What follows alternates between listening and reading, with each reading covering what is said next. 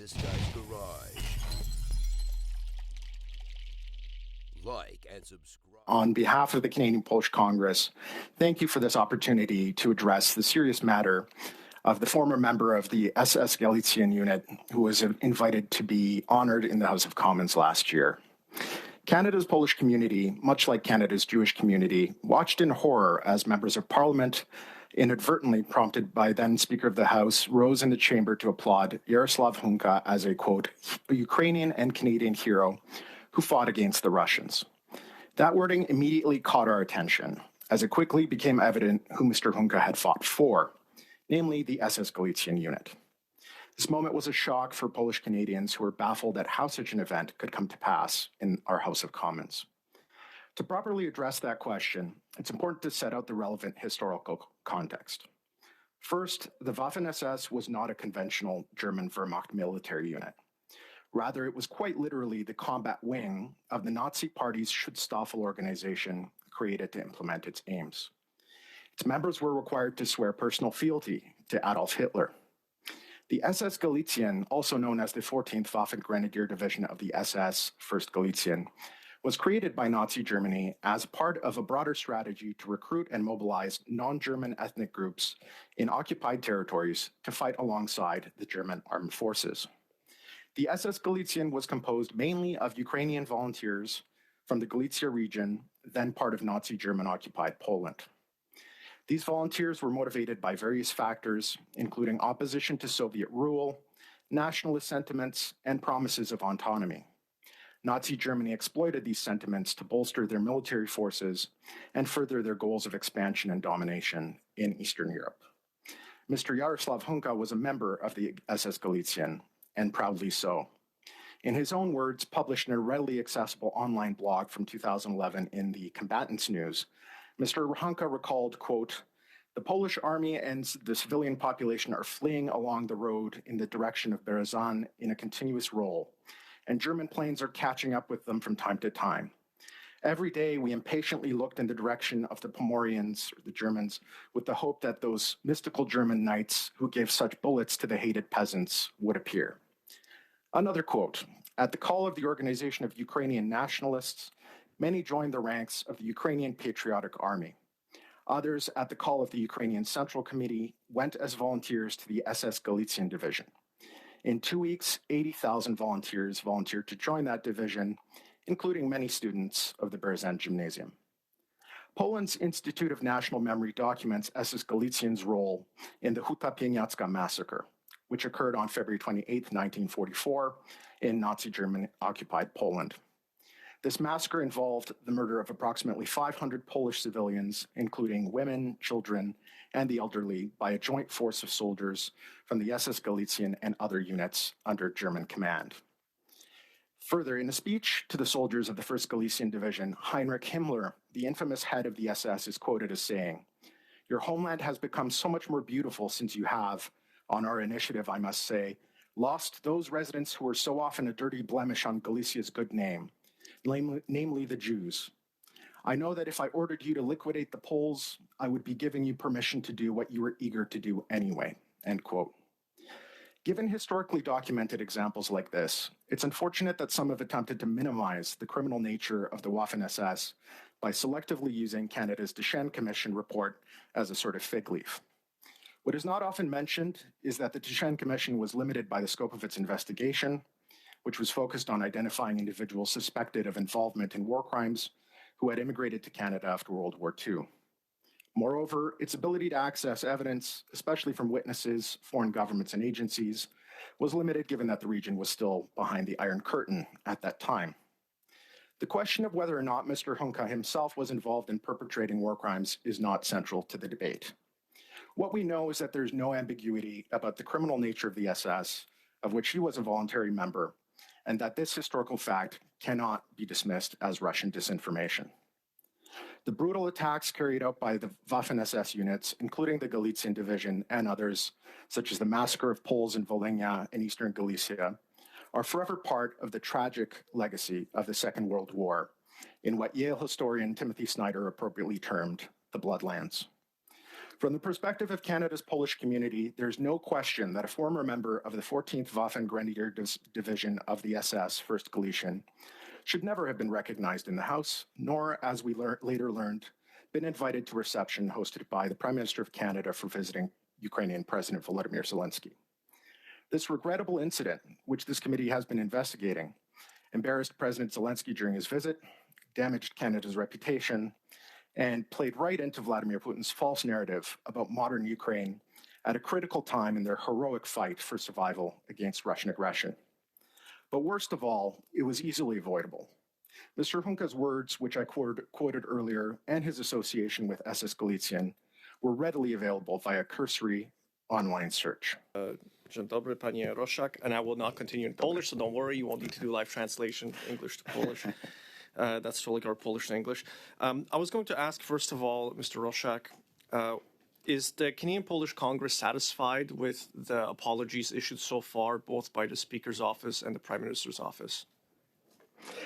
I think it's important to focus on whether or not the historical context here was understood properly, which is why I led with that in my opening remarks.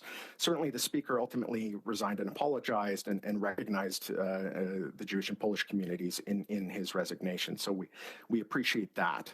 Certainly when it comes to the other event,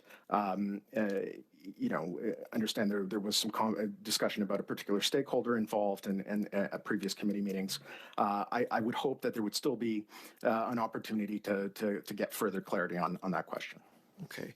And for the Canadian Polish Congress, what do they think is the path forward? Is there a fixed position on how Canada and the Parliament of Canada and the Prime Minister's office can fix the damage that's been done to the reputation?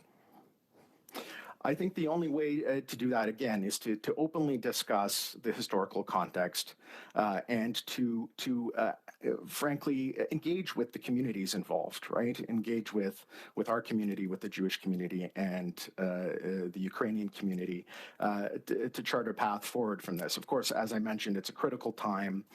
Ukraine is fighting for its survival.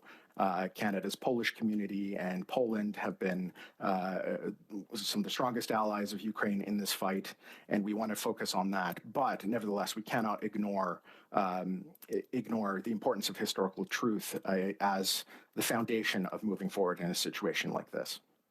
Would you then say, through you, Madam Chair, that it's fair to say that Canadians of Polish heritage in Canada and the Polish-Canadian Congress are very strong supporters of Ukraine, its fight against the Russian Federation and Vladimir Putin and the Kremlin? Is there a motion that the Congress perhaps has passed indicating that support? Yeah, I mean, we have participated as an organization in numerous efforts, fundraising efforts. I personally have attended almost every single rally in support of Ukraine and spoken on behalf of the Canadian Polish Congress in support of the Ukrainian Canadian community, Ukraine and its people in this existential fight. So we are strong supporters. We remain strong supporters, and we will continue to be. However, moving forward, we'd like to work closely with our Ukrainian Canadian friends to chart a path forward where these types of historical disagreements can be discussed. So then I was going to ask you all about reconciliation and how the communities can be reconciled after the damage that was done by the Prime Minister's office and by the Speaker personally in Canada to the views that all the communities hold with each other, because you mentioned the Huta Pieniacka massacre. You mentioned the Polish Institute of National Memory and the considerable research they've done.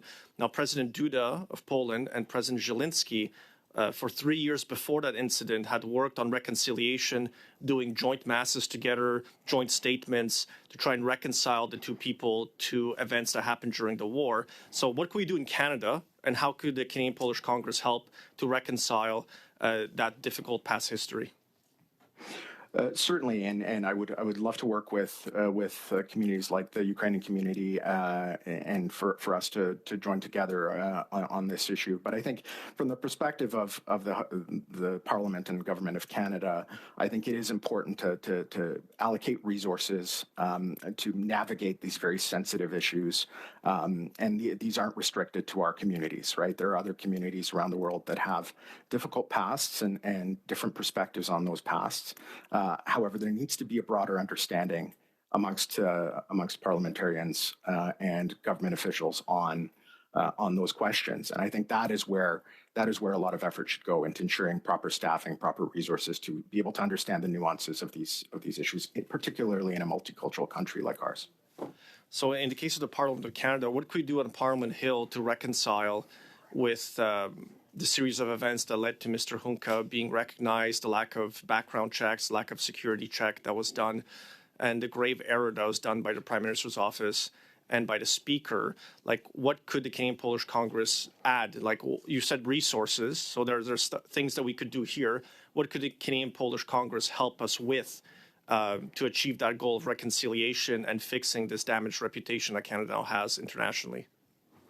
Of course, one of the things we can do is to serve as that resource. So where there's a question that involves the Polish community, to reach out to us. We have historians, we have documentation, we have resources we can provide to assist parliamentarians in making those judgments. So certainly we are here as a resource, as I'm sure are the other community organizations.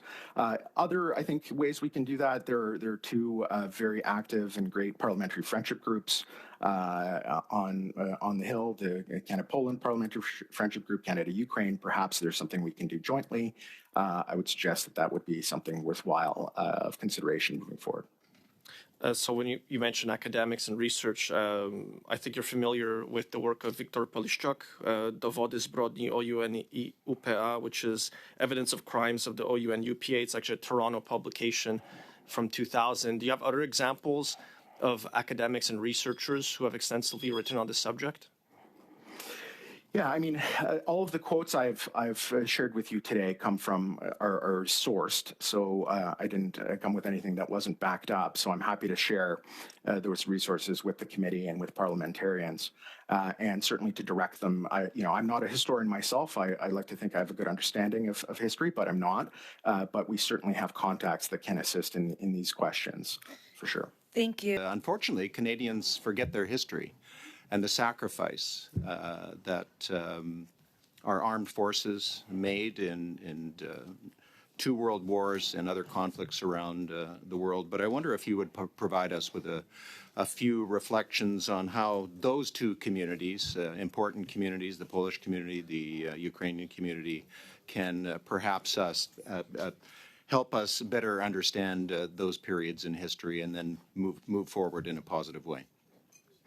Yeah, thank you for that great question. Unfortunately, there is, certainly we've engaged with our friends in the Ukrainian Canadian Congress on this issue, and in some cases we just agree to disagree on certain points, and there's it's not necessary to fully agree. However, there needs to be a forum for honest discussion of difficult issues, and that's certainly after the end of the communist era in Poland. There's been a great effort to speak honestly about historical challenges, and especially, given the context. I mean, I referred to Professor Snyder's book and the title called "The Bloodlands," and the reason why that's appropriate is because Nazi Germany and the Soviet Union perpetrated numerous crimes in the lands of Eastern and Central Europe,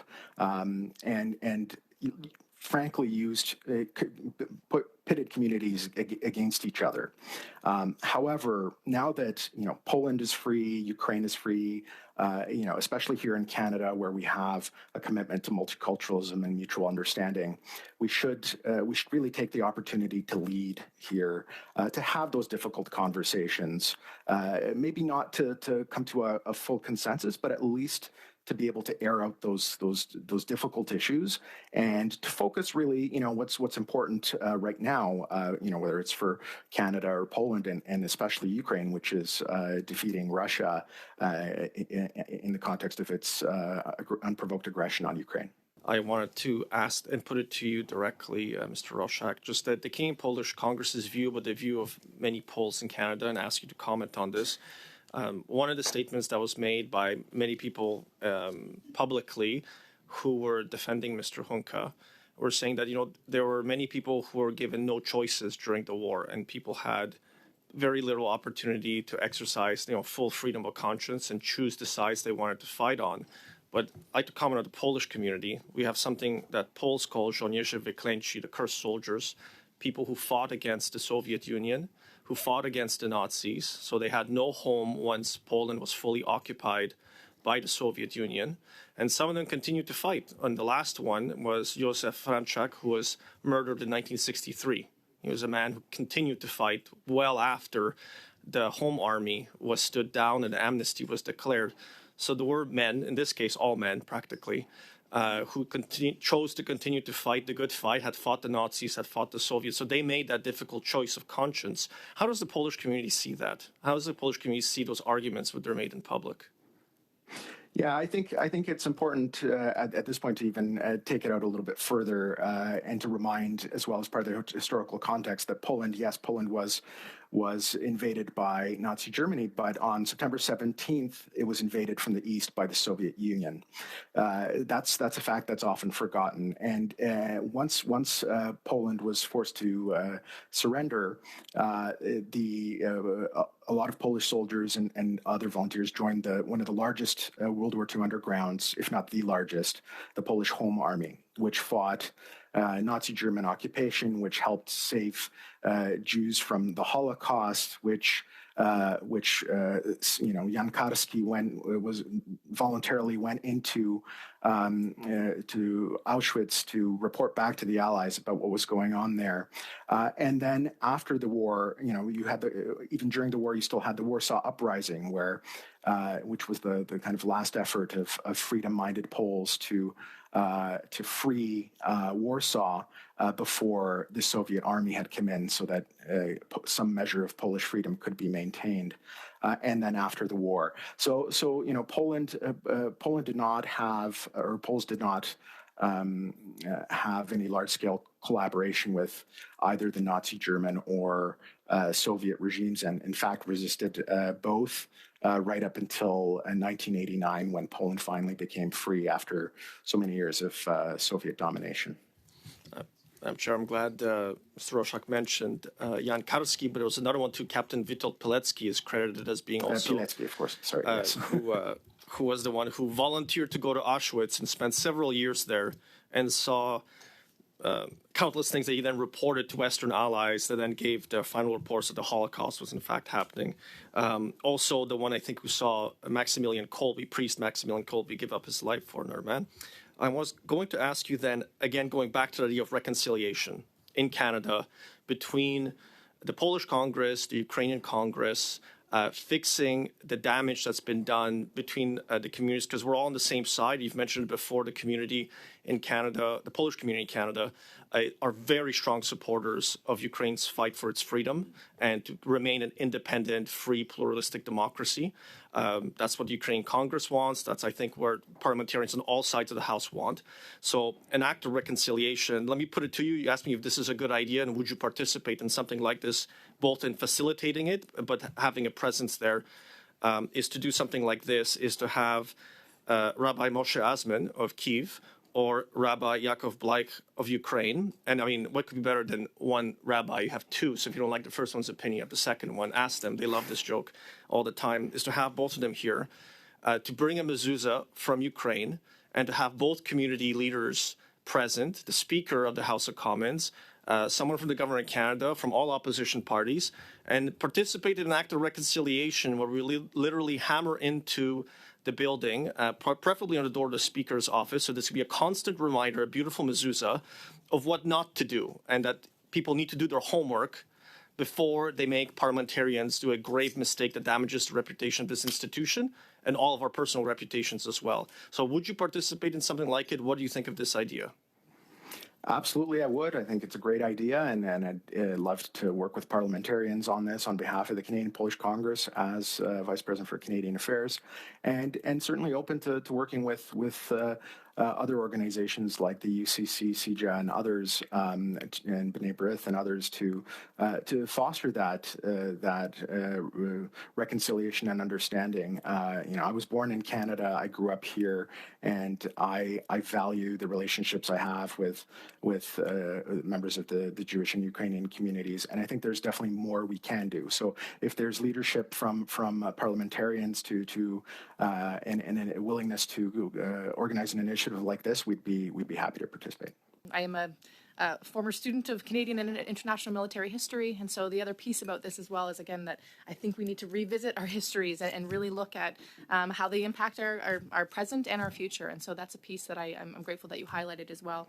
Can you just explain a bit more about what are sort of the impacts you're seeing on the Polish Canadian community since the incident? Can you give us kind of any personal anecdotes or anything you've been hearing within the community?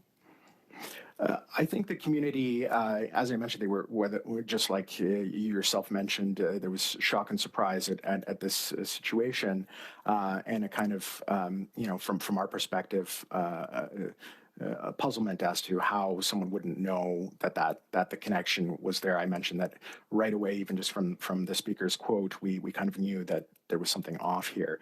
Unfortunately for the Polish community, it was something that we struggle with sometimes, which is ensuring that history, from our perspective, is understood as well. Part of the reason, and the Canadian Polish Congress in its 90+ years of existence has been actively advocating and teaching people about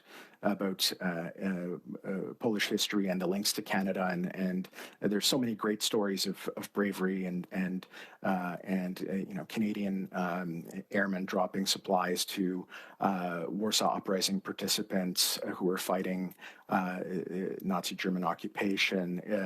Canadians being trained, Poles being trained in Canada to fight abroad. So those are great stories that we try to highlight as an organization to help foster that historical understanding.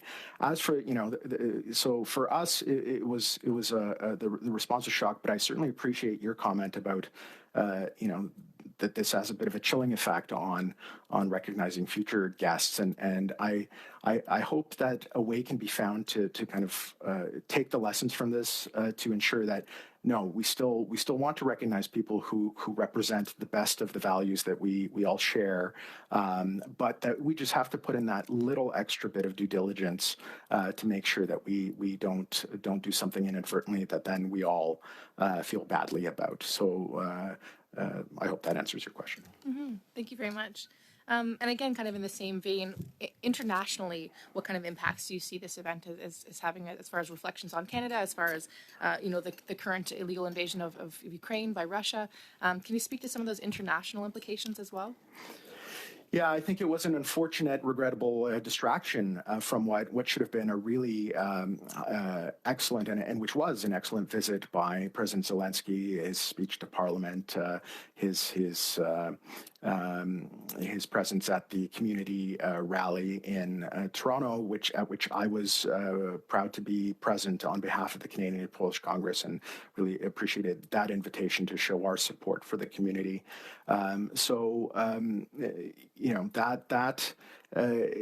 And then for that incident to happen, and then the days and days of distraction. Of course, from our perspective as the Canadian Polish Congress, we had to address this issue and put our perspective on the record. However, personally, as the VP for Canadian Affairs, I wanted to quickly reflect back to the fact that Ukraine is facing an existential crisis. They're fighting for their lives. They're fighting for our values as the West, and that we have to ensure that they win this war, because it is not just a question of their survival. It is a question of Western values, and that's where. So we. But my perspective as well is we can talk about these difficult issues while still focusing on the present. There's no reason, and that's when it comes to the propaganda coming out of Putin's Russia, that is attempting to connect these things is absolutely outrageous, and we have to resist those who try to leverage these things for the murderous aims of the Putin regime.